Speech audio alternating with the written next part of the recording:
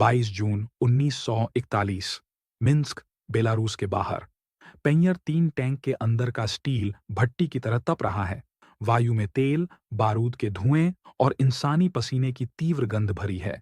बाहर सोवियत रूस का अंतहीन मैदान धूल के बादलों में लिपटा है।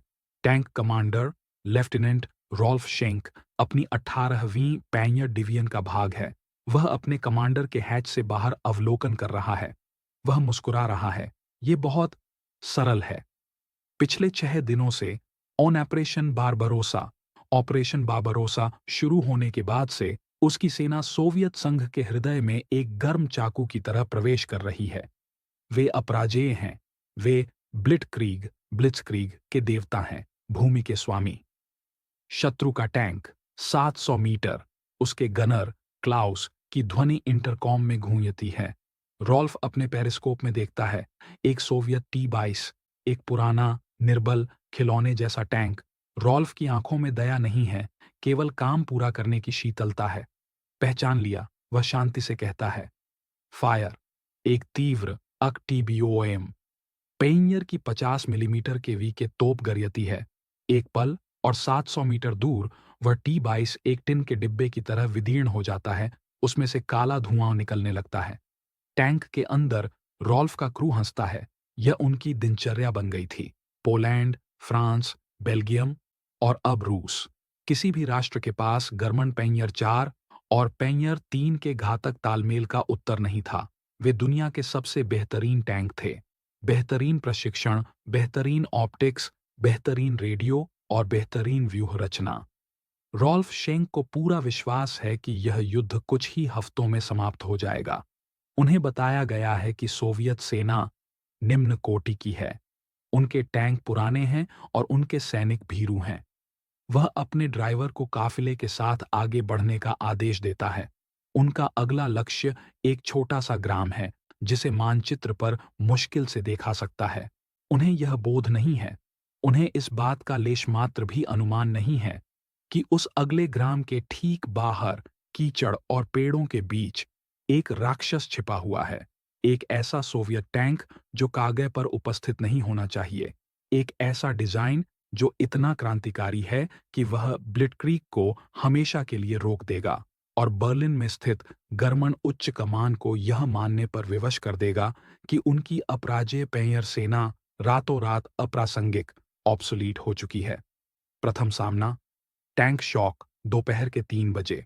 धूल भरी सड़क एक छोटे से वन की तरफ मुड़ती है। लेफ्टिनेंट शेंक के पेंयर 3 पंजर 3 के क्रू सदस्य पसीने से तर हैं। वे अपने अगले सरल शिकार की प्रतीक्षा कर रहे हैं।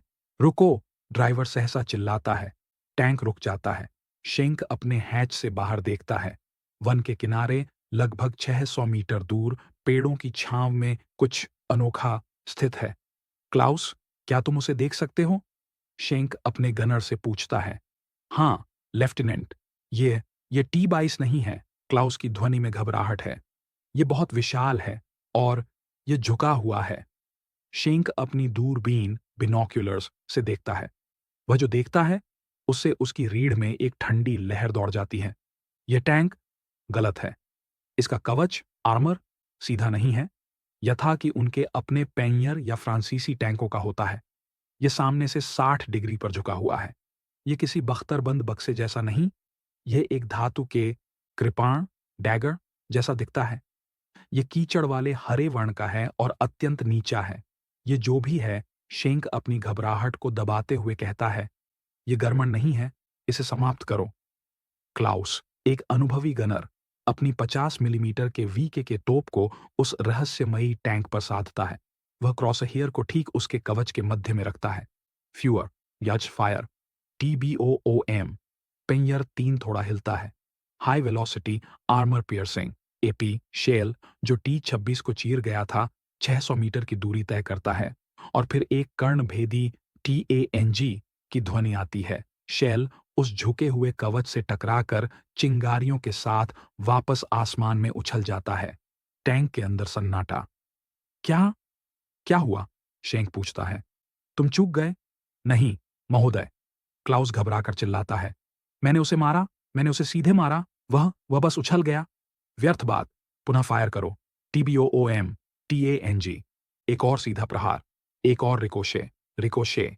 वह गोला जो 50 मिलीमीटर स्टील को भेदने के लिए बना था, उस 45 मिलीमीटर की ढलान, स्लोप पर अप्रभावी हो गया था।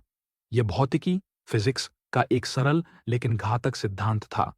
एक झुका हुआ कवच अपनी मोटाई से 2 गुना प्रभावी हो सकता है। और अब वह राक्षस जाग गया। उस रहस्यमयी टैंक का बुर्ह्य, टरेट, धीरे से घूमता है। एक तोप जो शेंक की तोप से कहीं अधिक विशाल और लंबी है, सीधे उनकी ओर मुड़ती है। इससे पहले कि शेंक पीछे हटो, चिल्ला पाता, एक कर्णभेदी धमाका होता है। VROM crack. यह ध्वनि, यह एक 76.2 मिलीमीटर तोप की ध्वनि है। गोला शेंक के पैंयर 3 के बगल वाले पैंयर 4 से टकराता है। कोई टैंग नहीं होता। शेंक का साथी टैंक बस लुप्त हो जाता है। एक भयंकर विस्फोट होता है और टैंक का 1.5 टन भारी बुर्ह्य अग्नि के एक फव्वारे में 30 फीट हवा में उछल जाता है। वह गोला, वह गर्मन 60 मिलीमीटर के सीधे कवच को मक्खन की तरह काटता हुआ निकल गया था। पीछे, पीछे, रिवर्स। शेंक अपने इंटरकॉम में चीत्कार करता है, लेकिन वह राक्षस अब वन से बाहर निकल रहा है। और यह तीव्र है, यह अविश्वसनीय रूप से तीव्र है। इसके ट्रैक्स किसी भी गर्मन टैंक से 2 गुने चौड़े हैं, जो इसे कीचड़ और बर्फ पर तैरने की शक्ति देते हैं। यह विषम भूमि पर ऐसे दौड़ रहा है जैसे वह समतल सड़क हो। शेंक का ड्राइवर घबराहट में टैंक को पीछे भगाता है। वे निरंतर फायर कर रहे हैं। Tang, Tang, Tang. उनके गोले वर्षा की बूंदों की तरह उस टैंक से उछल रहे हैं। यह क्या बला है? शेंक का लॉर्डर दहशत में चिल्लाता है। हमारा गोला बारूद इस पर काम नहीं कर रहा। यह टैंक शॉक का पहला पल था। कुछ ही मिनटों में जो सेना स्वयं को संसार में अपराजेय मानती थी, वह अब उन खिलौनों से संघर्ष कर रही थी जो T-26 थे। बर्लिन में सेनापति हेन्य गुडेरियन, जनरल हाइंज गुडेरियन, ब्लिट्क्रीग के जनक को जब ये पहली रिपोर्टें मिलीं, तो उन्होंने उन्हें निरस्त कर दिया। यह सोवियत प्रचार था, यह असंभव था। लेकिन शीघ्र ही जब उसके सबसे बेहतरीन पैंयर डिवीजन मलबे के ढेर में बदलने लगे, गुडेरियन ने स्वयं सच्चाई देखी। उसने हिटलर को एक भयावह रिपोर्ट भेजी। हमारे पैंयर इस नए रूसी टैंक के सामने व्यर्थ, ऑब्सोलीट हो गए हैं। उस टैंक का एक नाम था T-43 और इसे एक ऐसे व्यक्ति ने बनाया था जिसे स्टालिन ने लगभग मरवा ही डाला था। निर्माता का संघर्ष, Mikhail Koshkin 1937। Kharkiv locomotive plant, Soviet Ukraine. वायु में भय है। यह भय मशीन की गड़गड़ाहट से भी अधिक तीव्र है। यह स्टालिन के ग्रेट पर्ज का द्वार है। हर अभियंता, हर सेनापति, हर फैक्ट्री प्रबंधक अपनी परछाई से भी डरता है। एक गलत शब्द, एक गलत विचार और NKVD गुप्त पुलिस आपको जनता का शत्रु घोषित कर सकती है। इसका आशय है एक गोली या साइबेरिया का गुलाग। इसी भय के माहौल में फैक्ट्री नंबर 183 के टैंक डिजाइन ब्यूरो का एक नया प्रधान अभियंता मिखाइल कोश्किन अपने दफ्तर में सिगरेट सुलगा रहा है। वह एक मिष्टान्न बनाने वाले का पुत्र है, लेकिन उसका मन स्टील और गियर के लिए बना है। कोश्किन के सामने एक सरकारी आदेश है, एक नया बेहतर BT सीरी टैंक बनाओ। BT टैंक तीव्र टैंक थे जो अमेरिकी क्रिस्टी सस्पेंशन पर आधारित थे। वे अविश्वसनीय रूप से तीव्र थे, लेकिन उनका कवच कागज जितना पतला था। लेकिन कोश्किन, वह कुछ और ही अवलोकन कर रहा है। स्पेन के गृह युद्ध, स्पेनिश सिविल वॉर से गुप्त रिपोर्टें आ रही हैं। ये रिपोर्टें बताती हैं कि BT जैसे टैंक गरमन 37 मिलीमीटर एंटी टैंक तोपों के सामने परिहास बन गए थे। वे सरलता से भेद दिए जाते थे। लाल सेना, रेड आर्मी के पुराने मार्शल जैसे क्लिमेंट वोरोशिलोव विशाल, कई बुरियों, मल्टी टर्रेटेड वाले T-22 और T-35 लैंड बैटलशिप्स के दीवाने थे। वे धीमे, कठिन और महंगे थे। कोश्किन अवगत था कि ये टैंक भविष्य के युद्ध में व्यर्थ होंगे। कोश्किन ने अपने प्राण को दांव पर लगा दिया। उसने स्टालिन के आदेश को मानने का नाटक किया, लेकिन गुप्त रूप से अपनी छोटी सी टीम के साथ उसने एक दूसरा प्रोटोटाइप बनाना शुरू कर दिया। एक निषिद्ध टैंक। उसका विचार क्रांतिकारी था। क्या होगा अगर हम एक टैंक में सब कुछ मिला दें? बीटी टैंक की गति, T-22 की मारक क्षमता और एक ऐसा कवच जिसे कोई भेद न सके। उसने बीटी टैंक के क्रिस्टी सस्पेंशन को लिया, जिसने उसे 70 किलोमीटर प्रति घंटा की गति दी। फिर उसने उस समय की सबसे बेहतरीन 76.2 मिलीमीटर एंटी टैंक तोप को चुना और सबसे महत्वपूर्ण, उसने कवच को झुका स्लोप दिया। यह विचार नया नहीं था, लेकिन किसी ने भी इसे इतने मोटे कवच पर, इतने विशाल पैमाने पर उपयोग करने का साहस नहीं किया था। उसने इस गुप्त प्रोजेक्ट को A-32 नाम दिया। जब कोश्किन ने A-32 का डिजाइन मॉस्को में दिखाया, तो मार्शलों ने उसका परिहास उड़ाया। यह काम नहीं करेगा, उन्होंने कहा। यह बहुत कठिन है। कोश्किन ने सीधे स्टालिन से अपील की। स्टालिन, जो किसी पर विश्वास नहीं करता था, लेकिन होशियारी को पहचानता था, उसने कहा, बनाओ और सिद्ध करो। मार्च 1940। बर्फीला तूफान यूक्रेन को ढक रहा है। कोश्किन के पास समय नहीं है। हिटलर पोलैंड को निगल चुका है। युद्ध आ रहा है। कोश्किन को अपने 2 नए प्रोटोटाइप, जिन्हें अब टी-त्रिवंश नाम दिया गया था, मॉस्को में क्रेमलिन के सामने स्टालिन को दिखाने थे। लेकिन वे ट्रेन से नहीं गमन कर सकते थे। गुप्तचर उन्हें देख लेते। इसलिए कोश्किन ने एक पागलपन भरा निर्णय किया। हम उन्हें चला कर ले जाएंगे। ये 2000 किलोमीटर का सफर था, कारकीव से मॉस्को और वापस। इतिहास का सबसे लंबा, सबसे भयानक टैंक टेस्ट ड्राइव, वह भी -30 डिग्री की बर्फीली शीत में, बिना किसी सड़क के, कीचड़ और बर्फ के मध्य से। यह टैंकों और उनके क्रू को तोड़ने के लिए काफी था। कोश्किन, जो पहले से ही निमोनिया से पीड़ित था, स्वयं एक टैंक में सवार हुआ। वे रात में सफर करते, दिन में वनों में छिपते, ताकि NKVD की दृष्टि से बच सकें। ये यात्रा एक नरक थी। गियरबॉक्स टूट गए, मोटर विफल हो गए, क्रू ठंड से जम गया, लेकिन T-44 वह चलता रहा। उसके चौड़े ट्रैक उसे उस कीचड़ और बर्फ पर ले गए, यत्र ग्रमण पैंजर बाद में आकर फंसने वाले थे। जब 2 कीचड़ से सने, थके हारे T-34 मॉस्को के रेड स्क्वायर पर पहुंचे, तो स्टालिन और पूरा पॉलिट ब्यूरो उन्हें देखने आया। वे हैरान थे। स्टालिन ने कोश्किन के डिजाइन को तुरंत स्वीकृति दे दी। इसे बनाओ, उसने आदेश दिया। जितना हो सके उतना बनाओ। कोश्किन ने अपनी होड़ जीत ली थी, लेकिन इसकी कीमत उसे अपने प्राण देकर चुकानी पड़ी। उस बर्फीली यात्रा से उसका निमोनिया इतना बिगड़ गया कि कुछ ही महीनों बाद सितंबर 1940 में उसकी मृत्यु हो गई। वह अपने शिशु को युद्ध में जाते हुए कभी नहीं देख पाया। वह कभी नहीं बोध पाया कि उसने जो राक्षस बनाया था, वह हिटलर के अपराजेय पैंजरों को कैसे कबाड़ में बदलने वाला था। कीचड़ और बर्फ का युद्ध क्षेत्र, अक्टूबर 1941। मॉस्को के बाहर व्यज़्मा का इलाका।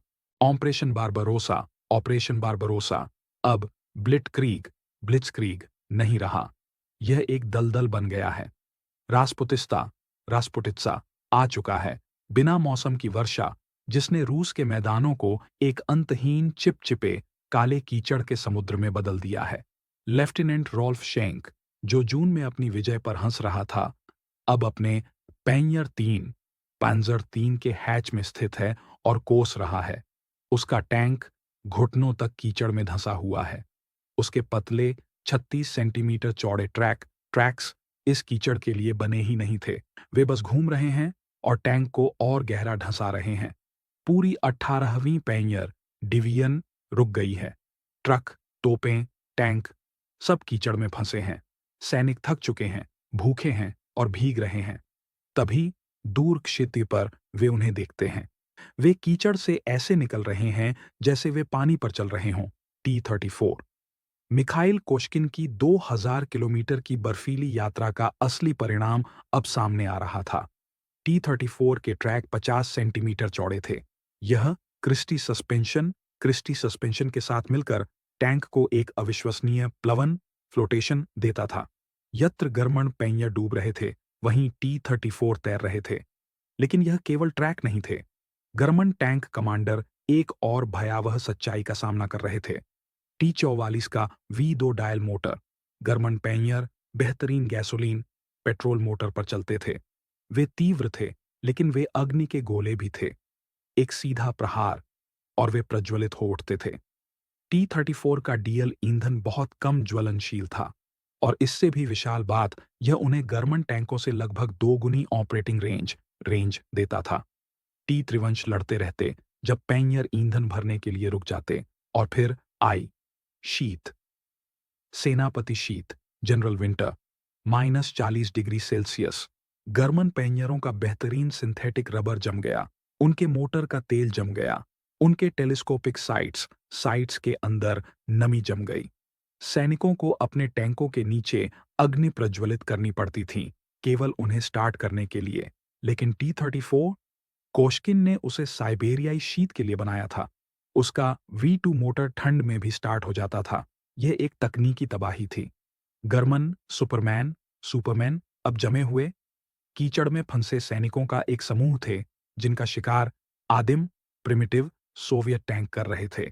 बर्लिन में सेनापति स्टाफ के दफ्तरों में दहशत थी।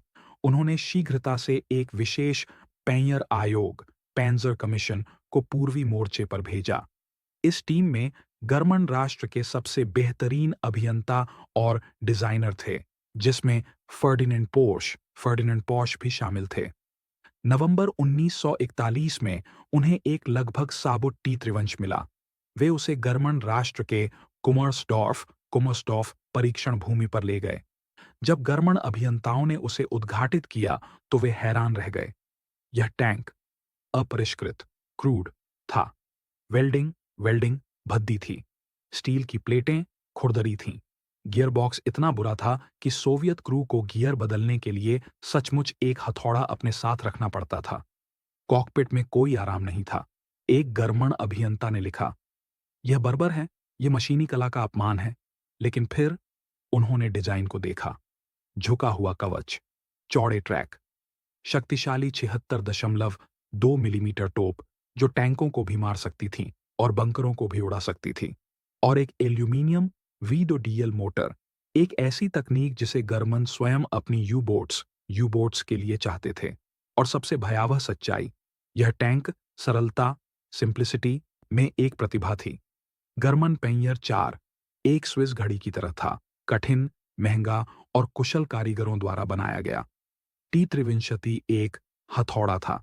इसे अनपढ़ किसानों और फैक्ट्री मजदूरों द्वारा बहुत शीघ्रता से और बहुत सस्ते में बनाने के लिए डिजाइन किया गया था। गर्मन अभियंताओं को बोध हुआ कि वे इसे केवल कॉपी नहीं कर सकते। यह उनके पूरे अभियांत्रिकी दर्शन, फिलॉसफी के विपरीत था। उन्हें एक नया टैंक बनाना होगा, आरंभ से। और इस प्रकार T-53 ने हिटलर को एक ऐसी तकनीकी होड़ में घसीट लिया जिसे वह जीत नहीं सकता था। एक ऐसी होड़ जो कुर्स्क के मैदानों पर समाप्त होनी थी। गुणवत्ता बनाम मात्रा, पैंथर और टाइगर का जन्म वसंत 1942, रास्टेनबुर्ग, पूर्वी प्रुसिया के पास। हिटलर का वुल्फ्सलेयर मुख्यालय कक्ष तनाव से भरा है। सेनापति हेन्य गुडेरियन, जनरल गुडेरियन, जिनका मुख पूर्वी मोर्चे की ठंड से सख्त हो गया है, एडोल्फ हिटलर के सामने अपनी रिपोर्ट प्रस्तुत कर रहे हैं। कक्ष में गर्मन राष्ट्र के शीर्ष उद्योगपति और अभियंता अल्बर्ट स्पीयर, फर्डिनेंड पोर्शे और MAN और डेमलर बेंज के प्रमुख उपस्थित हैं। माइन फ्यूरर गुडेरियन बेबाकी से कहते हैं, T-त्रिवंश ने टैंक युद्ध के हर नियम को बदल दिया है। हमारी पेंयर 3 और 4 तोपें इसके कवच से बस उछल जाती हैं। यह हमारी तोपों की पहुंच से बाहर रहकर हमें तबाह कर सकता है। हमें इसका उत्तर चाहिए, अभी। यह एक ऐसी सच्चाई थी जिसे हिटलर, जो स्वयं को एक सैन्य प्रतिभाशाली मानता था, सुनना नहीं चाहता था। अभियंताओं के सामने 2 मार्ग थे। डेमलर बेंय, जो मर्सिडी बेंय बनाती थीं, ने एक तर्कसंगत लेकिन अपमानजनक प्रस्ताव रखा। हम T-त्रिवंश को हूबहू प्रतिलिपि कॉपी करेंगे। उनका तर्क था कि सोवियत डिजाइन पहले ही युद्ध में सिद्ध हो चुका था। इसे प्रतिलिपि करना सबसे तीव्र और सबसे सुरक्षित मार्ग था। लेकिन हिटलर के लिए और कई जर्मन अभियंताओं के लिए यह विचार ही घृणित था। यह एरियन प्रतिभा का बर्बर बोल्शेविक डिजाइन के सामने आत्मसमर्पण होता। जर्मन अभियांत्रिकी नकल नहीं करेगी, हिटलर ने ऐलान किया। हम इससे बेहतर बनाएंगे। उन्होंने दूसरा मार्ग चुना। यह मार्ग MAN कंपनी के अभियंताओं का था। उन्होंने T-34 के सिद्धांतों को लिया और उन्हें जर्मन अति अभियांत्रिकी ओवर इंजीनियरिंग के साथ संलग्न कर दिया और इस तरह पेनियर V का जन्म हुआ। संसार इसे पैंथर पैंथर के नाम से बोध करेगा। टी त्रिवंश का कवच 60 डिग्री पर झुका था। ठीक है, पैंथर का कवच 55 डिग्री पर होगा, लेकिन वह मोटा और बेहतर गुणवत्ता का होगा। टी त्रिवंश के चौड़े ट्रैक थे। ठीक है, पैंथर के पास एक कठिन ओवरलैपिंग शक्टल ऑफ वर्क सस्पेंशन होगा, जो उसे एक अविश्वसनीय स्थिर सवारी स्टेबल राइड देगा। T-34 के पास एक घातक 76.2 मिलीमीटर तोप थी। ठीक है, पैंथर के पास एक ऐसी तोप होगी जो इतिहास की सर्वश्रेष्ठ टैंक तोपों में से एक थी। लंबी 75 मिलीमीटर KWK 42L/47। यह एक टैंक गन नहीं थी, यह एक स्नाइपर राइफल थी। यह 2 किलोमीटर दूर से एक T-34 को भेज सकती थी। उसी समय हिटलर ने एक और मांग की। उसे केवल T-34 का हंतक नहीं चाहिए था, उसे एक ब्रेक थ्रू टैंक चाहिए था। एक ऐसा राक्षस जिसे कोई भी वस्तु रोक न सके। यह बना टाइगर आई, जो 57 टन का एक चलता फिरता किला था और जिसकी 88 मिलीमीटर की तोप पौराणिक थी। 1942 के अंत तक जर्मन अभियंताओं ने मुस्कुराना शुरू कर दिया। उनके पास अब पैंथर और टाइगर थे। कागज पर ये दोनों टैंक टी त्रिवंश से मीलों बेहतर थे, लेकिन वे मिखाइल कोश्किन के डिजाइन के असली प्रतिभा को बोध करने में असफल रहे। टी त्रिवन्न का प्रतिभा उसकी पूर्णता परफेक्शन में नहीं था, वह उसकी सरलता सिंप्लिसिटी में था। जब जर्मन राष्ट्र एक कठिन पैंथर टैंक बनाने में 3 लाख मानव घंटे मैन आवर्स व्यय कर रहा था, सोवियत संघ उसी समय में 8,000 मानव घंटे में एक टी त्रिवन्न बना रहा था। जब जर्मन अभियंता अपने पैंथर के कठिन ट्रांसमिशन से संघर्ष कर रहे थे, जो 45 टन के भार के नीचे हर एक 150 किलोमीटर पर टूट जाता था, सोवियत मजदूर उराल पर्वतों के पीछे टैंकोग्राड नाम के एक विशाल फैक्ट्री नगर में टी त्रिवन्न को हथौड़ों से ठोक रहे थे। जर्मन राष्ट्र ने युद्ध के दौरान लगभग 6,000 पैंथर और 1,300 टाइगर बनाए। सोवियत संघ ने 44,000 से अधिक टी त्रिवंश बनाए। जर्मन राष्ट्र ने तलवारें बनाई थीं। सोवियत संघ ने एक स्टील की नदी रिवर ऑफ स्टील बना दी थी। जुलाई 1943 इतिहास की सबसे बद्धी ग्रीष्म। ये दोनों दर्शन जर्मन गुणवत्ता बनाम सोवियत मात्रा इतिहास के सबसे बड्ढे टैंक युद्ध में टकराने वाले थे। यह वह स्थान थी यत्र टी त्रिवंश का डिजाइन पैंथर और टाइगर की क्रूर शक्ति से मिलेगा। यह कुर्स्क का युद्ध था। कर्स्क का युद्ध निर्णायक संघर्ष 12 जुलाई 1943 प्रोखोरोवका के पास कुर्स्क इतिहास का सबसे बद्धा टैंक युद्ध। सुबह 8:30 वायु इतनी शुष्क है कि सांस लेने में गला छिल जाता है। भूमि सहस्रों टैंक मोटरों की गड़गड़ाहट से कांप रही है। यह कोई भूकंप नहीं है, यह नरक का द्वार उद्घाटित हो रहा है। एक जर्मन SS पेनियर क्रू SS डिवीजन लीबस्टैंडर्टी का भाग अपने बिल्कुल नए पेनियर वी पैंथर टैंक के अंदर पसीना बहा रहा है। कमांडर सारेंट वियर वाइज अपने नए L-70 स्नाइपर गन के ऑप्टिक्स से देख रहा है। वह मुस्कुरा रहा है। अभी वह अपने गनर से कहता है, हम उन्हें दिखाएंगे कि असली अभियांत्रिकी क्या होती है। क्षितिय पर गेहूं के खेतों के पार धूल का एक विशाल बादल उठ रहा है। ये सोवियत 5वीं गार्ड्स टैंक आर्मी है। वे आ रहे हैं। लक्ष्य वीय शांति से आदेश देता है। 2000 मीटर गनर एक टी त्रिवंश पर क्रॉस हेयर को लॉक करता है, जो अभी भी एक छोटा सा बिंदु है। Fewer fire. पैंथर की 75 मिलीमीटर की लंबी टोप एक तीव्र क्रैक के साथ गरियती है। 2 किलोमीटर दूर वह टी त्रिवंश बस विस्फोट कर जाता है। कोई रिकोशे रिकोशे नहीं, कोई टैंक नहीं, बस एक पल में मृत्यु। अगला, गरमन टाइगर आई टैंक, जो पैंथरों के साथ हैं, भी अपनी 88 मिलीमीटर तोपों से फायर प्रशस्त कर देते हैं। यह एक नरसंहार है। टी त्रिवंश, जिनकी 76.2 मिलीमीटर तोपें इस दूरी पर गरमन कवच को लेशमात्र भी हानि नहीं पहुंचा सकती, वे एक एक करके मारे जा रहे हैं। यह 1941 का स्वप्न है, जो 1943 में सत्य हो रहा है। लेकिन तभी कुछ बदल जाता है। एक सोवियत टी त्रिवंश कमांडर, लेफ्टिनेंट आइवन ग्रिगोरोविच, देखता है कि उसके 3 टैंक अग्नि के गोले में बदल चुके हैं। वह अवगत है कि वह यह लंबी दूरी की स्नाइपर लड़ाई नहीं जीत सकता। वह अपने रेडियो पर एक ऐसा आदेश चीत्कार करता है जो किसी भी पश्चिमी टैंक कमांडर के लिए आत्महत्या होगी। डीए वे वी पीरियड पोलनाया स्कोरोस्त, चलो आगे बढ़ो, पूरी गति। वह अपने ड्राइवर को चीत्कारता है, उस टाइगर को निशाना बनाओ, रुको मत, उसे रौंद दो। ये बर्बरता थी, ये पागलपन था, यह सोवियत व्यूह रचना थी।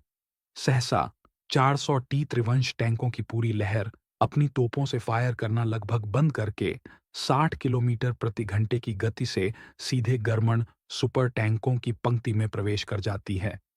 गरमन कमांडर वीए की आंखों में अब मुस्कुराहट नहीं, दहशत है। वे वे कर क्या रहे हैं? उसका गनर एक टी त्रिवंश को मारने का प्रयास करता है, लेकिन वह इतना तीव्र और करीब आ रहा है कि वह निशाना चूक जाता है। पैंथर की लंबी टोप, जो लंबी दूरी के लिए एक वरदान थी, अब एक अभिशाप बन गई है। यह इतनी तीव्र नहीं घूम सकती। एक टी त्रिवंश, जिसकी तोप अवरुद्ध हो चुकी है, वीए के पैंथर के बगल में आ जाता है और जोर से उससे टकरा जाता है। धातु के मुड़ने की भयंकर ध्वनि आती है। गरमन टैंक का ट्रैक टूट जाता है। पैंथर, जो 2 किलोमीटर दूर से एक हंतक था, अब 2 मीटर की दूरी पर एक असहाय स्थिर ताबूत बन गया है। एक और T-34 एक टाइगर आई के पीछे पहुंच जाता है। टाइगर का सबसे निर्बल भाग, वह 66.2 मिलीमीटर का शेल, जो सामने से व्यर्थ था, अब टाइगर के 80 मिलीमीटर के पिछले कवच को भेद देता है और उसके मोटर में अग्नि लगा देता है। पूरा युद्ध क्षेत्र एक विशाल, अराजक डॉग फाइट में बदल गया है। यह टैंक युद्ध नहीं है, यह 1000 टन स्टील का एक मध्ययुगीन युद्ध, मीडिवल ब्रॉल है। टैंक एक दूसरे को रौंद रहे हैं, एक दूसरे को अत्यंत निकट पॉइंट ब्लैंक रेंज से मार रहे हैं। गरमन सुपरमैन हार रहे थे, क्योंकि वे बोध ही नहीं पा रहे थे कि शत्रु नियमों से क्यों नहीं लड़ रहा। शाम तक प्रोहोरोवका का मैदान जलते हुए मलबे से अटा पड़ा था। दोनों पक्षों ने सैकड़ों टैंक खो दिए थे, लेकिन यहां मिखाइल कोश्किन की विजय हुई। गरमनों ने जो 100 पैंथर और टाइगर खोए थे, वे अमूल्य, इरिप्लेसेबल थे। उन्हें बनाने वाले कुशल कारीगर और कठिन फैक्ट्रियां मित्र राष्ट्रों की बमबारी में तबाह हो रही थीं, लेकिन सोवियत संघ ने जो 1000 टी त्रिवंश खोए थे, वे व्यय, एक्सपेंडेबल होने योग्य थे। टैंकोग्राड में अगले 1000 पहले ही बन चुके थे। कुर्स्क ने टी त्रिव्या के डिजाइन को सही सिद्ध कर दिया। यह केवल एक टैंक नहीं था, यह मास प्रोडक्शन का एक हथियार था।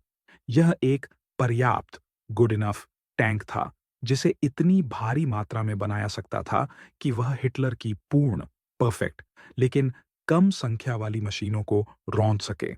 गरमन पेंयर 4, जो 1941 में संसार का राजा था, अब टी त्रिवंश के हाथों अप्रासंगिक, ऑब्सोलीट हो गया था, और पैंथर और टाइगर, जिन्हें उसे बदलने के लिए बनाया गया था, वे एक ऐसी तकनीकी होड़ में फंस गए थे जिसे वे कभी जीत ही नहीं सकते थे। कोश्किन का हथौड़ा, जो कीचड़ और बर्फ में परखा गया था, उसने अभी-अभी गरमन राष्ट्र की रीढ़ की हड्डी तोड़ दी थी।